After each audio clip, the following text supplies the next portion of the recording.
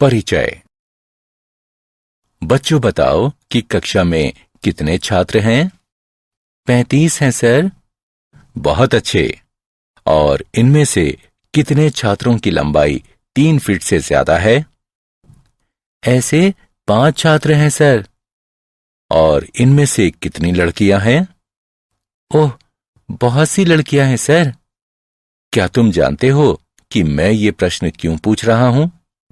नहीं सर, मैं आपकी कक्षा के आंकड़े ले रहा हूं। आंकड़े? वो क्या होते हैं सर? अच्छा चलो, आज हम अपने इस अध्याय में आंकड़ों के बारे में विस्तार से चर्चा करेंगे।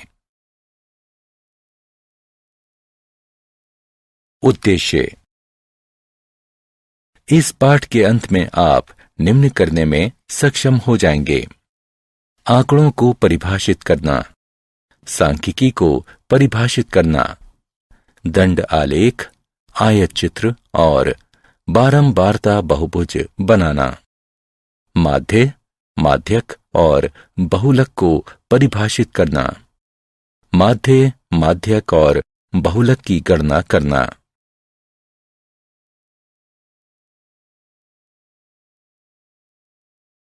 परिभाषा। हम जानते हैं कि संख्यात्मक या अन्य तथ्य या चित्र, जिन्हें आंकड़े यानी डाटा कहते हैं, एक खास उद्देश्य से एकत्रित किए जाते हैं। डाटा लैटिन शब्द डेटम का बहुवचन है। स्टैटिस्टिक्स शब्द लैटिन शब्द स्टेटस से बना है, जिसका अर्थ एक राजनैतिक राज्य होता है। सांख्यिकी का काम आंकड़ों का संग्रह करना है, संगठित करना, विश्लेषित करना और निर्वचन करना।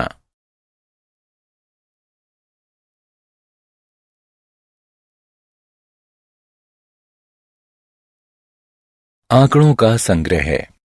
आंकड़े 2 प्रकार के होते हैं, एक प्राथमिक आंकड़े और दूसरे गौण आंकड़े। प्राथमिक आंकड़े: जब अन्वेषक ने अपने दिमाग में एक निश्चित उद्देश्य रखकर सूचनाओं को एकत्रित किया हो, तो इस प्रकार एकत्रित किए गए आंकड़ों को प्राथमिक आंकड़े कहा जाता है।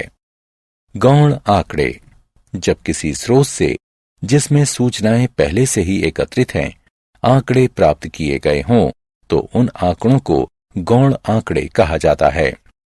इस प्रकार के आंकड़े का प्रयोग, जिसे किसी और ने इन्हें अन्य संदर्भ में एकत्रित किया है, यह सुनिश्चित करने के बाद ही कि ये स्रोत विश्वसनीय है, काफी सावधानी के साथ करना चाहिए।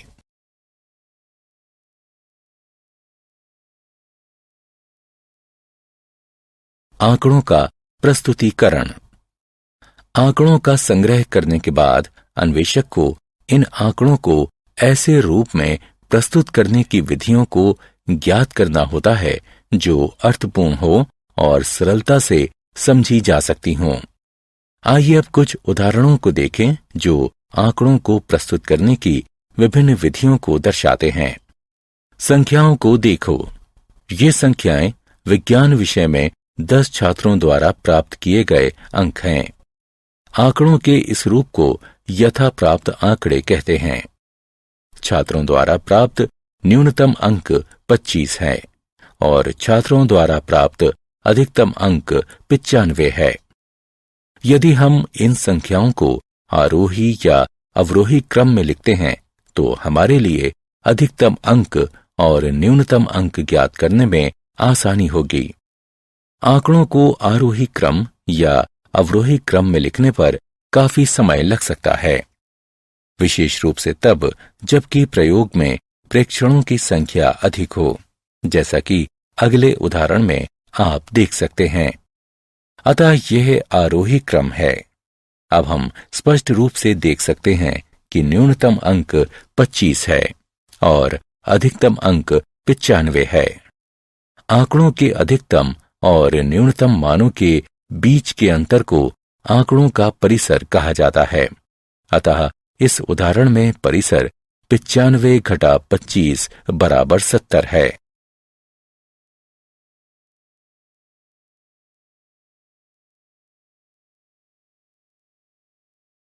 बारंबारता। इन संख्याओं को देखिए। ये 20 छात्रों द्वारा विज्ञान विषय में प्राप्त अंक हैं। इसमें अधिकतम अंक 10 है। हम देख सकते हैं कि 2 छात्रों ने 10 अंक प्राप्त किए हैं। अतः 10 की बारंबारता 2 है। एक निश्चित अंक प्राप्त करने वाले विद्यार्थियों की संख्या को इस अंक की बारंबारता कहा जाता है। हम इस आंकड़े को ज्यादा आसानी से समझने के लिए एक सारणी में लिखते हैं। ये अंक हैं और ये बारंबारताएं हैं। इस सारणी को अवर्गीकृत बारंबारता बंटन सारणी या केवल बारंबारता बंटन सारणी कहा जाता है।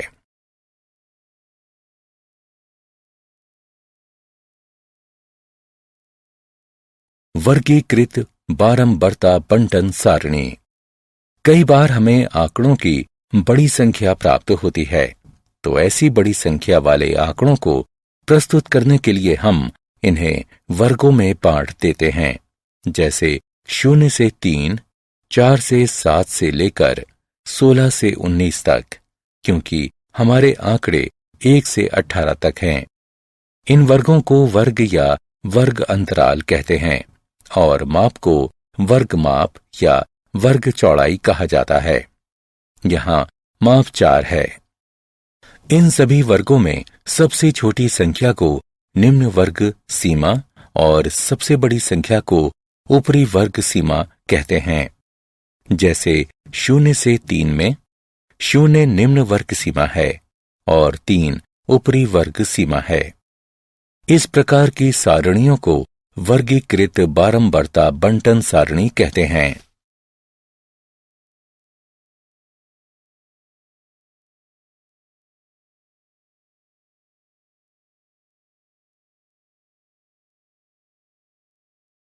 आंकड़ों का आलेखीय निरूपण।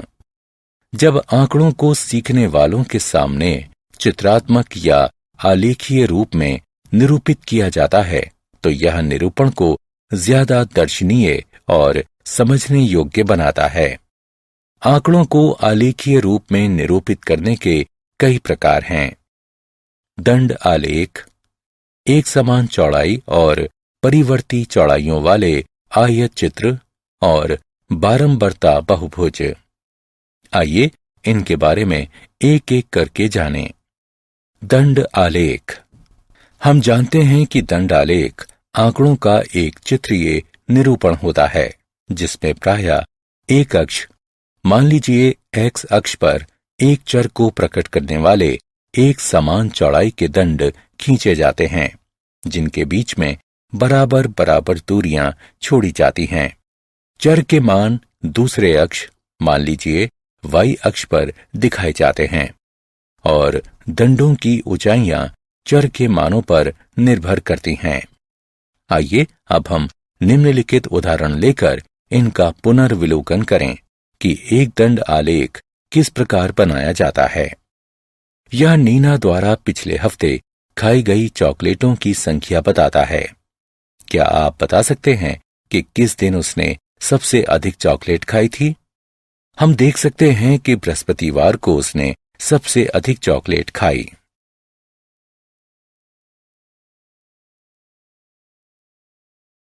दंड आलेख का निरूपण। अब हम सीखेंगे कि दंड आलेख का निरूपण किस प्रकार करते हैं। इस सारणी को देखिए।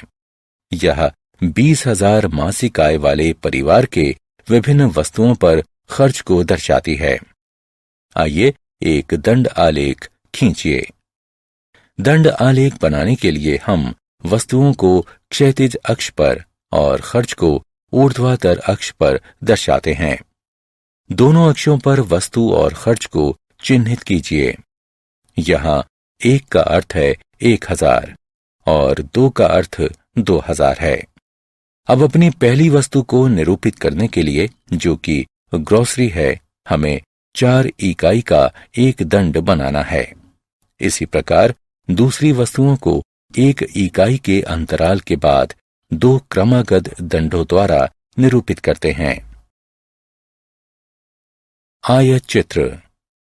दंड आलेख की तरह ही आयत चित्र भी आलेख पत्र पर बनाए गए स्तंभों से बनता है। आमतौर पर दो आसन्न स्तंभों के बीच कोई रिक्त स्थान नहीं होता। यह संतत अंतरालों के लिए प्रयुक्त होता है।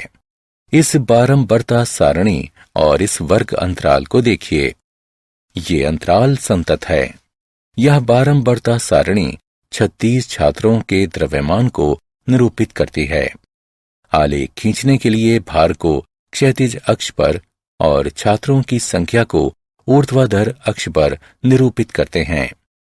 चूंकि अधिकतम बारंबारता 15 है, इसलिए हमें अधिकतम बारंबारता को निरूपित करने के लिए पैमाना चुनना होगा।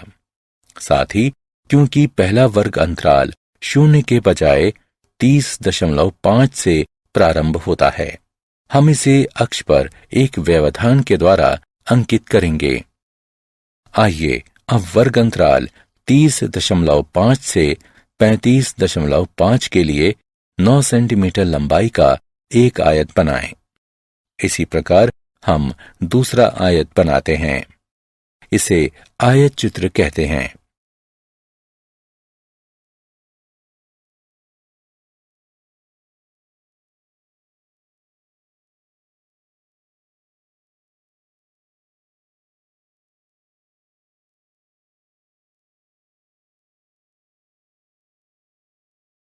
बारंबारता बहुभुज।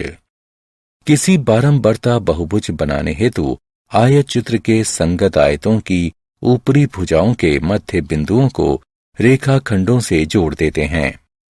आयत चित्र बनाए बिना ही बारंबारता बहुभुजों को स्वतंत्र रूप से भी बनाया जा सकता है। इसके लिए हमें आंकड़ों में प्रयुक्त वर्ग अंतरालों के मध्य बिंदुओं की आवश्यकता होती है। वर्ग अंतरालों के इन मध्य बिंदुओं को वर्ग चिन्ह कहा जाता है। वर्ग अंतराल के वर्ग चिन्ह प्राप्त करने के लिए हमें सभी ऊपरी सीमाओं और निम्न सीमाओं का योग करके उसे 2 से विभाजित कर देते हैं।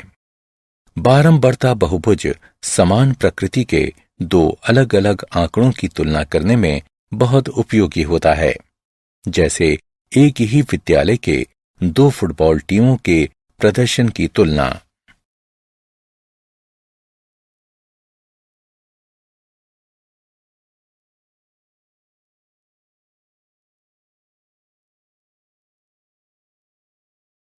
केंद्रीय प्रवृत्ति के माप। केंद्रीय प्रवृत्ति का आशय आंकड़ों के माध्य या किसी खास मान से होता है और इसका मापन माध्य, माध्यक और बहुलक से किया जाता है। आइए एक एक कर इनके बारे में जानें। माध्य।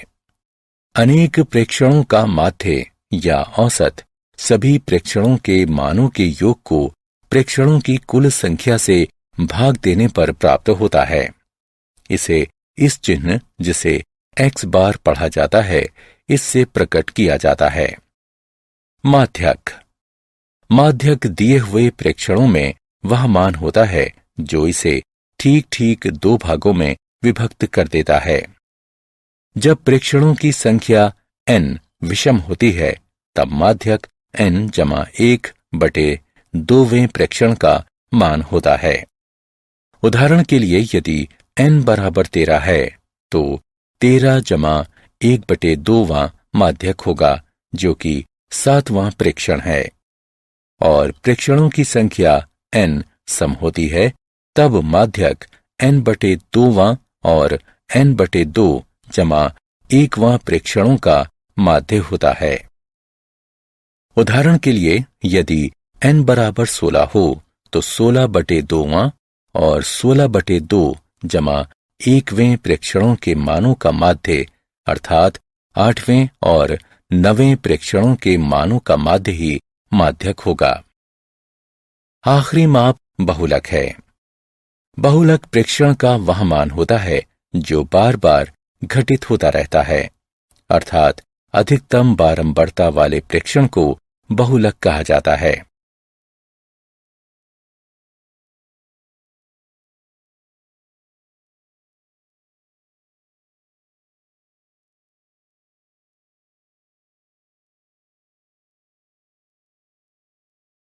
उदाहरण। आइए अब एक उदाहरण को हल करते हैं। माउंट राइवल प्रत्येक वर्ष एक फुटबॉल प्रतियोगिता आयोजित करता है।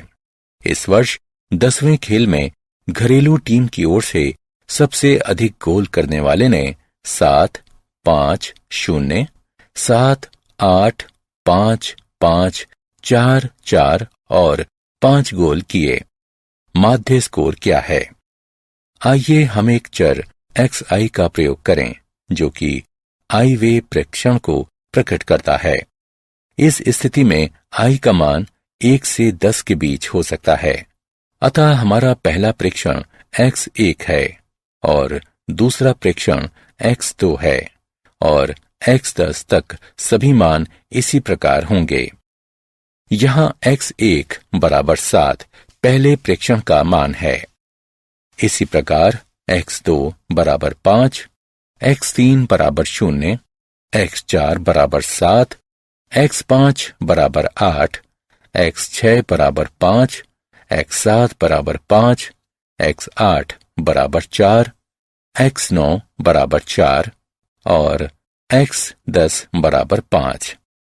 अतः माध्य x बार बराबर सभी प्रेक्षणों का योग बटे प्रेक्षणों की कुल संख्या, जो कि x1 जमा x2 जमा x3 जमा x4 जमा x5 जमा x6 जमा x7 जमा x8 जमा x9 जमा x10 बटा 10 के बराबर है, जो 7 जमा 5 जमा 0 जमा 7 जमा 8 जमा 5 जमा 5 जमा 4 जमा 4 जमा 5 बटा 10 के बराबर है।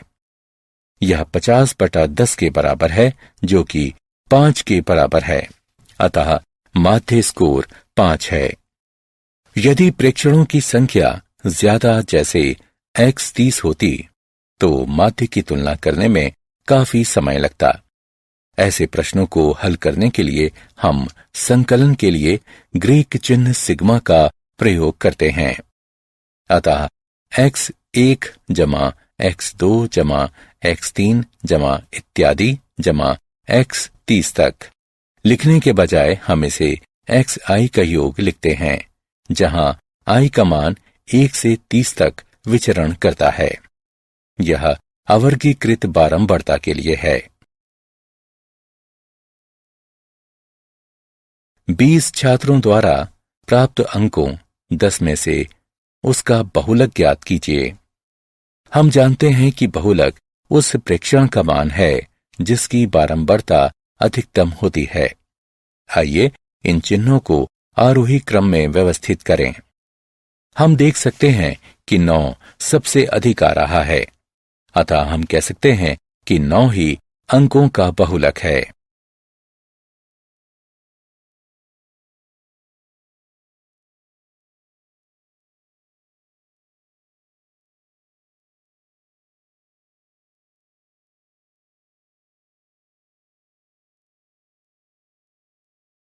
क्या आप जानते हैं, स्टेटिस्टिक्स शब्द लैटिन के स्टेटस या इटालियन शब्द स्टेटिस्टा से आया है। इन शब्दों का अर्थ राजनैतिक राज्य या सरकार होता है। शेक्सपियर ने अपने नाटक हैमलेट सन 1602 में स्टेटिस्टिक्स शब्द का प्रयोग किया है। पुराने समय में सांख्यिकी का प्रयोग शासकों द्वारा किया जाता था, लेकिन सांख्यिकी का प्रयोग शासकों और राजाओं तक ही सीमित था, जो इसका प्रयोग अपने सैन्य क्षमता, संपत्ति, करों और दूसरे सरकारी मदों के आकलन के लिए अपने राज्य की भूमि, कृषि, वाणिज्य, जनसंख्या की गणना के लिए किया करते थे।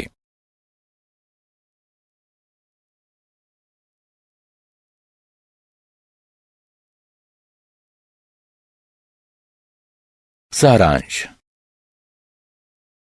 आइए हमने जो कुछ सीखा है उसे संक्षेप में दोहराएं। एक निश्चित उद्देश्य से एकत्रित किए गए तथ्यों और अंकों को आंकड़ा कहते हैं। सांख्यिकी अध्ययन का वह क्षेत्र है जिसमें आंकड़ों के प्रति प्रस्तुतिकरण, विश्लेषण तथा निर्वचन पर विचार किया जाता है। अवर्गीकृत आंकड़ों की केंद्रीय प्रवृत्ति की 3 माप हैं। माध्य, प्रेक्षणों के सभी मानों के योग को प्रेक्षणों की कुल संख्या से भाग देने पर माध्य प्राप्त हो जाता है। इसमें x प्रकट किया जाता है।